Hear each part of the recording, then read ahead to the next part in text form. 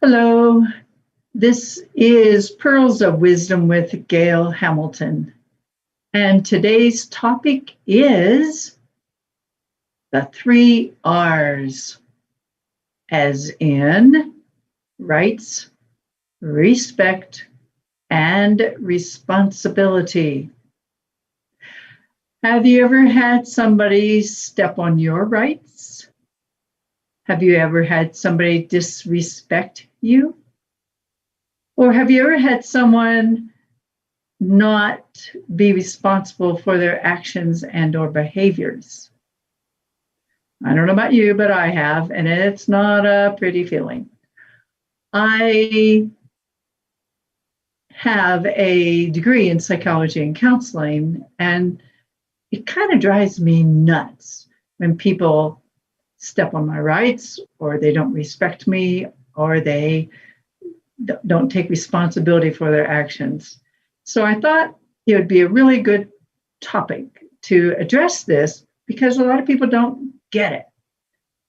So here's hoping that you'll get it and that you can then learn to be on your path more to an unstoppable, unforgettable, and unbelievable life. So rights. We have the right to speak what we want to say to other people. We have the right to free speech. We have the right to drive a car as fast as we want or as slow as we want. We have the right to walk a dog and let it go anywhere it wants to go. And if it wants to entangle itself with another dog, we have that right. We have those rights. Here's the deal.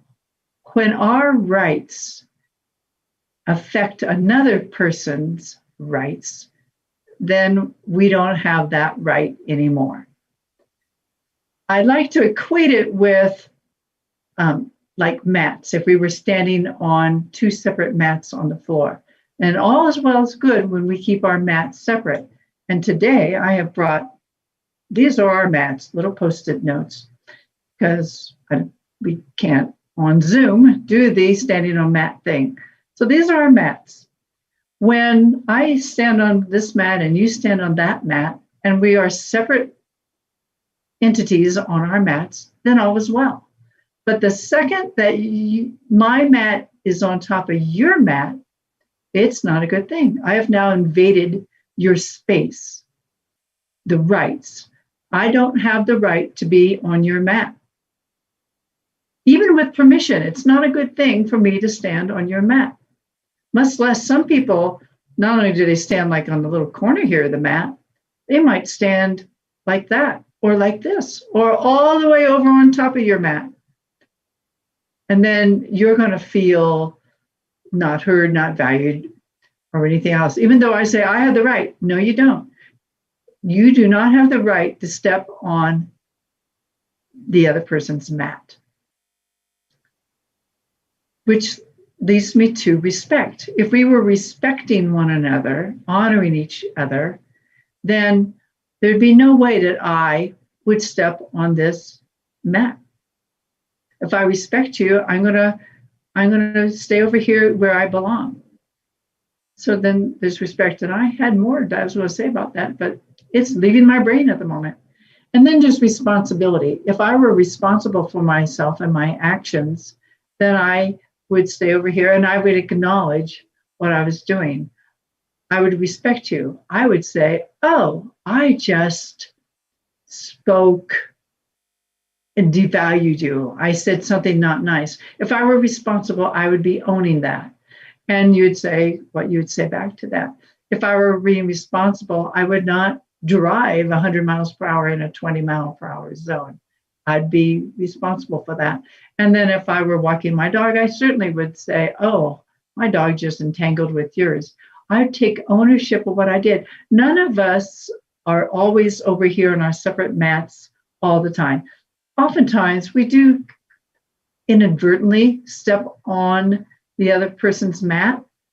And then what we need to do to be responsible is to own up and be accountable for our behaviors and saying, oh, I'm sorry, I didn't know I stepped on your mat. Now, you're not going to tell the other person that because they would not have the slightest idea in what you're talking about.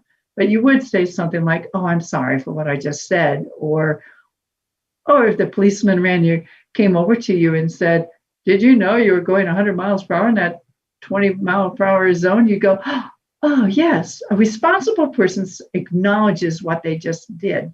An irresponsible person would blame something else. Well, I was texting, I just didn't see that light and the music was up so loud and they'd blame all the external circumstances for the behaviors.